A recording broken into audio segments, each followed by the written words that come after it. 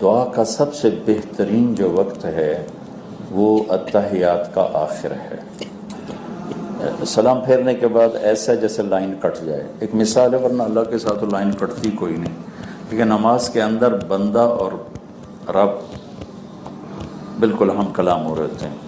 حمدنی عبدی، اثنا علیہ عبدی، مجدنی عبدی، اللہ اور بندے کی آپس میں بات ہو رہی ہوتی. تو سلام پھیرنے سے پہلے جو ہم دعا مانگتے ہیں وہ زیادہ طاقتور ہے اس دعا سے جو سلام پھیرنے کے بعد مانگی جائے. تو جتنی دعائیں آپ کو یاد ہیں ان کو آپ سلام پھیرنے سے پہلے مانگنے کی عادت بنائیں، 1 ہو، 2 ہو، 3 ہو. باقی جو کہ دعا کیفیت کا نام ہے نہ کہ الفاظ کا، تو جب کیفیت بن جاتی ہے پھر اردو، پشتو، عربی سب برابر رہتا ہے، اور کیفیت میں بولنا بھی ضروری نہیں، جو کہ دعا